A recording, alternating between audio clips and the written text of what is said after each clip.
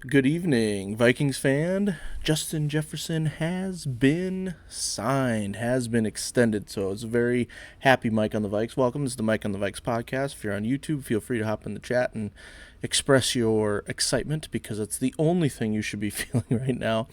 And I'm going to talk about why, because Justin Jefferson is back for good for a while, I should say. Maybe not for good, but for a while. And it's time to hit the ground running and get McCarthy up to speed so we can have an offense for the future. But we'll get into that in a little bit. The contract itself, 4 years, 140 million, so it's enormous. But like I said, I'm going to talk about that in a little bit. The only other newsy item I kind of was going to mention was the Winter Warrior uniform, which I was laughing to myself because I thought it was fake. I thought it was one of those things where a graphics person kind of doctors an image of their own and says, "Hey, wouldn't this look cool?" And it did, but I just didn't think anything of it. Then I started seeing it posted more and more, and then I finally went to Vikings.com and confirmed it that the Winter Warrior uniform is going to be used sometime in December. And according to Lindsey Young, one of the writers on Vikings.com, it's going to be the first time that the Vikings, as a franchise, have ever rolled out a uniform with a white helmet. Excuse me, and so that'll be kind of exciting to see that they do look kind of cool. I'm probably more on the purist or older school side of things for when it comes to uniforms, but they look cool, and that's not something I'm ever gonna really lose any sleep over, if you will. So the Winter Warrior uniforms. By the way, this is Mike on the Vikes podcast again. I think I already mentioned it. At JLime8 on Twitter if you want to come celebrate the Justin Jefferson extension, among other things. But either way, thanks for being here. And he is going to be the focus of this podcast because, anytime a major contract happens like this, especially in this town, in this state, it's going to be met with some scrutiny regardless of the player. I think back to the Joe Mauer contract a long time ago, and people to this day still say it was an overpay that the Twins never should have done because, we all know how Mauer kind of tapered off at the end of his career.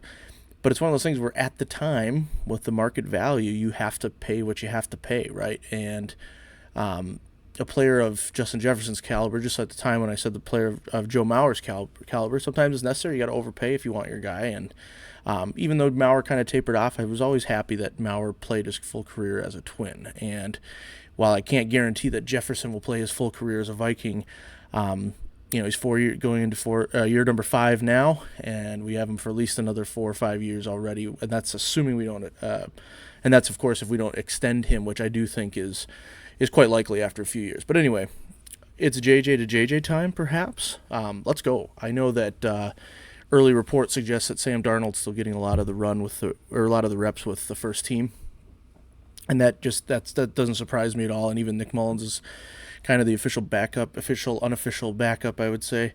But it's still super early. We don't know where it's going to be, and I don't think we should be alarmed if McCarthy doesn't start the season.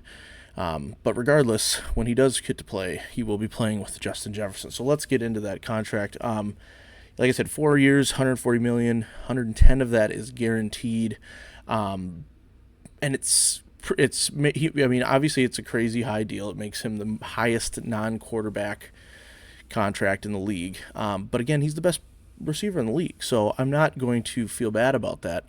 And I still think it was important. Also, if you go over to SpotTrack.com, they do a really good job of breaking down players' contracts, and so actually we saved a lot of money this year. We saved something just north of 11 million to the salary cap this year.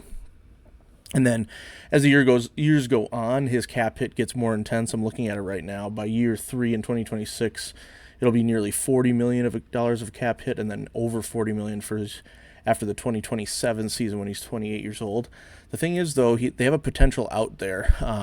After that year 4, if he were to play into that 5th year of the contract, we're going to owe nearly $50 million. That's probably not happening. By that time, he will have either been extended it would be my assumption, or we have an out after that fourth year if knock on wood, it turns into something not anything that again, I wouldn't predict this to happen, but if things go awry, if things fall off, we can get out of it after year 4 with only an $8 million dead cap hit. And And so it looks crazy expensive, and it is, and good for JJ to get paid. He can do whatever he wants now with money. But I don't think it's going to really handcuff the Vikings that much either, because after that third year, which you still have, assuming JJ McCarthy becomes your franchise quarterback, you have him on a rookie deal. You don't have to extend him for a few years at the earliest. And if things are going well, I think it's an easy sell to Jefferson. We've got most of that already guaranteed, right? So it's an easy sell to Jefferson, I think, to extend further, push some money down the road like we've done in the past. And I believe, I don't know if it's rumored or if it's official, but the salary cap is going to go up again in 2026, basically, I think is what it is. So we knew Justin Jefferson was going to set the market for receiver. We knew we were going to have to make him the highest paid player, and I'm just very happy that we did, and we didn't let it linger into training camp and make it a big dramatic issue. I'm glad there wasn't, I know that people tried to create some drama that we didn't get it done earlier, but my guess is they were just working on guaranteed funds. Maybe there was some truth about the discussions about who's going to be my quarterback, if you're from JJ's perspective, right? And what's the team plan? But we have a good coach, we have an up and coming defense that keeps getting better, we have weapons on offense. Like this is a desirable spot for a young quarterback. So if McCarthy becomes something close to what Kirk was, I mean, we're not going to miss a beat on offense. Whether that's this year, I don't know. I don't know if we're strong contenders for this year, obviously. In my eyes, we always are, but we know that from a realistic standpoint, probably not. But sorry, I'm rambling a little bit, but I'm just trying to rationalize the money, because I know there's going to be people that instantly say you can't put so much money into one player. But I don't think this is the type of handcuff, I don't think it's going to create the type of limitations that Kirk's contract did when we kept putting him out into the void years. And, we had to pay out those void years this offseason, $28 million. So to save that 11 this year by extending Justin Jefferson, like it just seems like it all is making sense. And I'm just really happy he's back. So if you are someone who's happy, the next few things I'm going to say, you're going to just agree with me. And if you're someone who's still saying, I don't care about that, you don't pay a receiver that much money, you got to move on, you got to whatever, trade him, I think I have some things that I can convince you, because first and foremost, he's the perfect blend of youth and proven ability, and I don't think this happens as often as we want to think it does. You see a receiver burst onto the scene, something, there's a bunch of examples I can't think of one off the top of my head. I'll reference, one of my friend's podcasts, Simon Short podcast, shout out Simon Short. Him and my friend Ben Parker were talking about Odell Beckham really only had a handful of like really elite years of production, and after that it was very pedestrian. And so certain players get a little bit more time in the limelight if they have a flashy burst onto the scene, but it's not always something that lasts. And with Justin Jefferson, you have a 25-year-old receiver who has not only proven himself in the biggest way possible, and then is still on the right side of 30. This is exactly how you draw it up. You get the most out of his rookie deal. I'm going to talk about how we've already done that in a little bit. Most out of his rookie deal. You sign him to his big contract when, theoretically on paper, yeah, sure, things can go bad that you can't foresee. But you have a 25-year-old guy entering his prime, and whose floor is already elite, like the best in the league. It just doesn't get any better than that. So the perfect blend of youth and proven ability. And so he's not just any receiver. So I don't want people to think that, okay, well, it's too expensive. At some point, you have to pay for the best. And sure, you can miss, or you could, but we could also move on from JJ and then not replenish that position at all. And a couple of examples I kind of thought of to put this in, I don't know if they're not the exact same precedents, I would say, that were set, but I think applicable in this situation. Ask the Philadelphia Eagles, right? They trade for A.J. Brown a few years ago, and the Titans were but they were moving on from A.J. Brown, who had a little bit of an injury history, but was ascending into the prime of being an alpha receiver, a wide receiver one who was like really, really good. But the Titans knew the payday was coming, right? They trade him to the Eagles. They take a chance on the unproven rookie prospect, Treylon Burks. And who's happier now, right? The Titans or the Eagles, right? The Eagles who continue to make smart moves in the offseason, just extended A.J. Brown and his wide receiver too in Devontae Smith. Why? Because he's been producing. He's been great for Philadelphia, and they're not even necessarily a high flying, air raid attack or anything. But A.J. Brown's been great for the Eagles.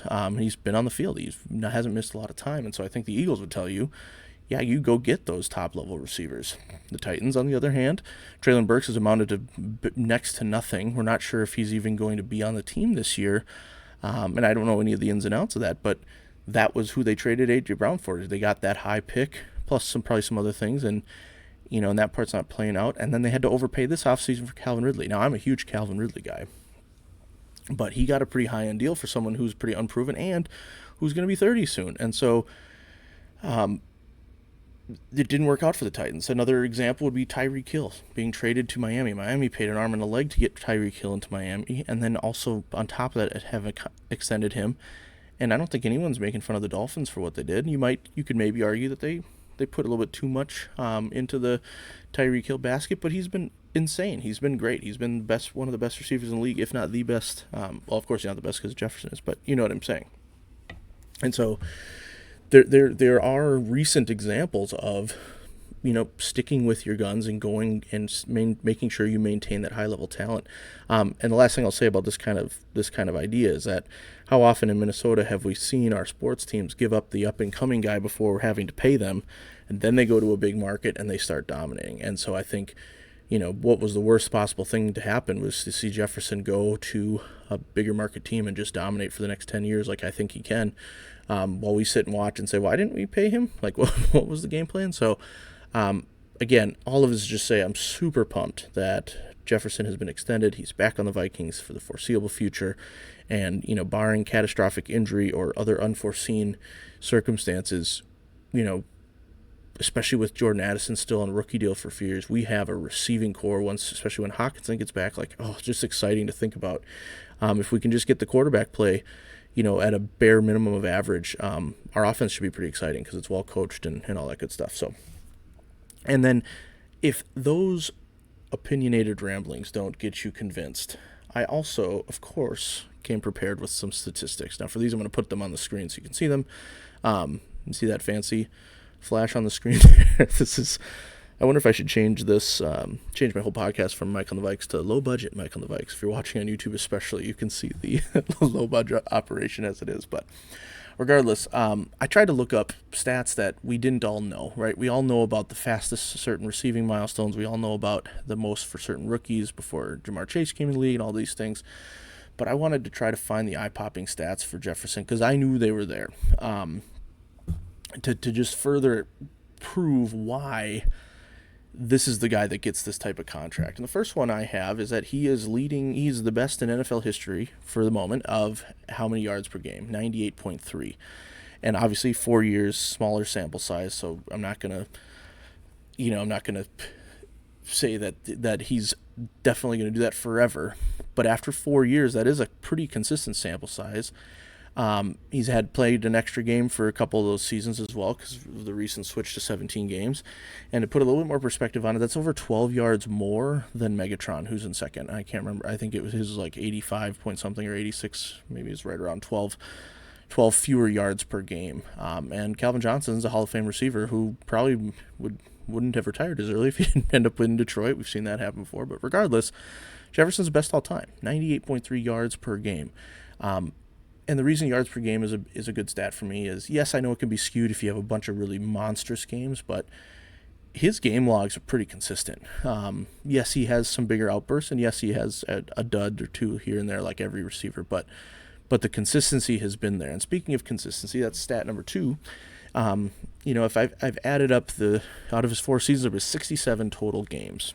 He's played in 60 of them. Last season was the first time he really missed extended time. He missed 7 games. But outside of that, he had been a picture of available, right? So availability is what was it? What's the stat? What's the phrase? Reliability is the best ability or something. He's always on the field, knock on wood. And so if he can maintain his health, this isn't just a guy that has a big season or has a big few games, and then he's got to rest his hamstring for 4 games. Like, he's on the field all the time. You cannot plan too much. You can't avoid him if you're a defense, and that's huge. Stat number 3: he's had not just 1,000 yards every season in his league, but he has. He's had at least 1,400 yards in 3 out of his 4 seasons, and last year he still eclipsed 1,000, and that was in just 10 games. So obviously he would have done that again for this 4th season had he not gotten hurt. And so, in this day and age in the NFL, 1,000 yards receiving isn't. I don't want to say it's not impressive, because I know it is. But from a stat standpoint, you look at a number 1 receiver getting 1,000 yards, you're like, okay, yeah, that's what number 1 receivers do. And so I just wanted to point out that he's not just getting 1,000 yards; he's getting 1,400 yards. That's a that's a huge clip. I don't know what I'm trying to say there, but the point remains, right? Stat number 4 for you is that he led the NFL in yards per touch in 2 years, back-to-back years, 2021, 2022. And if you look at the leaders for yards per touch, it definitely fluctuates, and it's not like he set the record for yards per touch necessarily. The reason I like that stat is winning that 2 years in a row, again, speaks to the consistency, and I just wanted to find a time to work this in. When I watch Justin Jefferson play receiver, it's not just that he puts up the gaudy numbers, it's not just that he has the flashy touchdown plays. If you watch him on a play-by-play basis, he's getting open. He makes the catch. He always squeezes forward for an extra couple yards. He's never going backwards and losing yards. He's got sure hands. It's really fun to watch. And I'm sure, brighter minds than I who know, the receiver position better than I do, probably look at him as kind of a template. Like, he just is so impressive, so smooth, so natural. Everything seems to come so naturally to him. So when you lead the league in yards per touch, I think that puts you in some rare company, even though the number of who leads that category definitely fluctuates year to year. So I'm not saying that he's, setting records in that regard, but I mean, I just thought that was noteworthy. And then, the other thing I like about this whole extension thing, I know this is the era of free agency. No one expects players to stick with one team for the whole time. Fans sometimes just like a team because it's got their certain player, right? They have, people have their own brands. Like, it's one of those things where the times have changed a little bit in that regard. However, when a player has done what Jefferson has done for a team, like he's done for the Vikings, you can't help but get a little bit attached. And so my 5th stat for you is that Justin Jefferson needs just 1,000 yards. I say just, like it's a given, but if he gets 1,000 yards at the bare minimum this year, that puts him 4th above Adam Thielen in Vikings all-time receiving yards category, right? So that's just 1,000 yards, and that would be in his 5th season. So again, the sky's the limit, and I'm not saying he's going to get to, Moss's yardage or Chris Carter's yardage or 1,000 receptions like Chris Carter. We'll have to see. And I've talked to people too that, Jefferson can't really get to Moss in their opinion because of the way Moss changed the game, the way Moss was in a different era, and I totally get that. I would never, try to make the comparison or on the fly. I'd have to really look into it. But point being, to be in the top 5 all time after your 5th season, I mean, he's just on such a career arc, such an impressive career arc, that to get him here for another 4 or 5 years means that when he leaves, he's indefinitely or undoubtedly going to be retiring a Viking, right? And so even if, after if at the end of his contract, if things happen a certain way and he takes more money to go play for a different team, like, again, it'll be fine.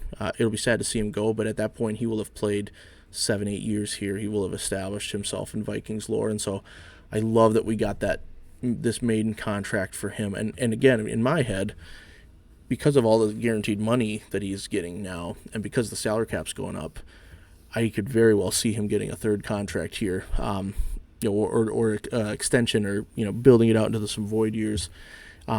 Once we get up around that time, if we have to make a decision about J.J. McCarthy's 5th-year option and extending him, and et cetera, et cetera. So, again, the 5 stats that, if I hadn't convinced you already that this was great, this is just a celebrate Justin Jefferson episode, by the way. So I hope that works for people. Again, come at me at JLime8 on Twitter on X if you if you agree, disagree, want to celebrate, or you want to tell me my stats are messed up. But again, NFL best 98.3 yards per game, 60 out of 67 possible games played, 1,400 yards or more in 3 of his 4 seasons, receiving yards, that is, of course, and only didn't get there last year because he got hurt, but he still eclipsed 1,000 yards, led the NFL in yards per touch 2021 to 2022, and he's going to be in the top 5 of Vikings receivers in terms of career yardage if everything would go to roughly to plan this year, right? And so that's about as impressive as a start as you can have, and that's been well documented on, if you watch any Vikings telecast, right? That sort of thing's been well documented. But I hope those stats helped continue the eye-popping nature of Jefferson's early career. And it's funny, I keep focusing on yards because there are some people that might be saying, or maybe it seems weird that he's not in the end zone as much, right? His touchdown numbers aren't exactly, eye-popping, but I don't care about that. Sometimes I think that's a product of him being on the field, letting other guys get a touchdown or making it so they can catch touchdown passes. And we'll have to see what it's like with a different quarterback because we've only seen him with Kirk, really, and some backups. So I'm not really worried about the touchdown numbers. What I see out of him is a consistent player. We know he comes out in the clutch, right? Look no further than the Buffalo catch or some of the other catches. I think it was a couple of years ago against the Chargers where he had a monster game and some huge third down conversions late in the game. Like, again, he's not just a stat patter either. He's not just a garbage time, yak guy or someone who gets a 80-yard touchdown every other game. He is so stupidly consistent that it's just amazing. And so, I mentioned that in this age, players don't always stay with one team. But I'm super glad he's here. And, you think of the personal level, the fan level, like my kids love Justin Jefferson, right? They talk about him all the time. And so being able to say that he signed, that was a kind of a thing we celebrated in our house, right? I was like, hey, did you hear the news? We got JJ, who signed him, and we don't understand all the money as much as everyone else does, but, it's like, whatever. I'm happy they didn't let it linger. I'm happy we get our guy. And again, morale is at an all-time high for me right now because we have no offense to Kirk, but we were kind of locked in, didn't know what we were going to do, and we just kind of cut ties, which I think made the most sense this offseason. We got one of the prospects that we think could be something in terms of J.J. McCarthy, and so, let's roll out there and surprise some people. I like that we might be a little bit more under the radar as a contender anyway, because I think obviously Detroit would be considered the class of the North right now. If Caleb Williams is half of what people are predicting he's going to be, the Bears are going to be a real tough out. The Packers have an up-and-coming offense. Like, the NFC North is legit. I think I've said it a bunch already on this podcast, and I'll probably say it a million more times before the season starts since one of the teams falls off inexplicably. But, the Vikings have a huge uphill battle, and it's not out of the realm of possibility that we finish last in the division. But I think if we get quarterback play that's solid to go along with our better improved defense and our still Brian Flores-led defense, I think we can expect a big year from Jefferson and hopefully the start of the JJ to JJ connection. JJ McCarthy to Justin Jefferson, I'm hoping is our next 5 years, and they're great, and they're playoff years, and they're contending years, and who knows, maybe there's a Super Bowl on the horizon. This is, by the way, if you listening to this for the first time or just tuning in for the first time, this is probably where you're going to say, what in the world is this guy talking about? This is why I do a podcast that's just about my team, because I can talk with my own level of fan delusion that is pretty unmatched. So just give you a little insight there. You don't have to be as excited as me, but I hope that Skull Nation is looking on this deal fondly as I am and saying, you know what? Regardless of what the funds look like, he's back, right? He's back. He's extended. We're not going to have any drama, and life is good. So that's my reaction to the Justin Jefferson deal. I was trying to be efficient and get out a MikeOnTheVikes.com post about the extension before the podcast, because I know this isn't breaking news. I would never claim to be breaking any news, but in case you hadn't thought about it for a few days, or in case you're still reveling in the success of signing Jefferson, I figure this is a good time to give some love to JJ and welcome him back. Not that he was gone, but you know what I'm saying. Like, welcome in with his well-deserved contract, and so hopefully things pan out as I think they can. So anyway, pretty short episode for this Friday night. Happy summer for anyone who is remotely near a school schedule. It's time for some relaxation, hopefully some vacations for people. Hope everyone's doing well. You can find me on X at JLime8, as you can see on the screen there, MikeandTheVikes.com, Mike and the Vikes on Facebook, blah, blah, blah, blah, blah, boring stuff, boring stuff. Thanks to anyone that gives this a listen, and tell your friends. And if I don't talk to you for a little while, I don't know why I'm ending it this way. I'm just going to say, peace out. We got Justin Jefferson extended. Skol.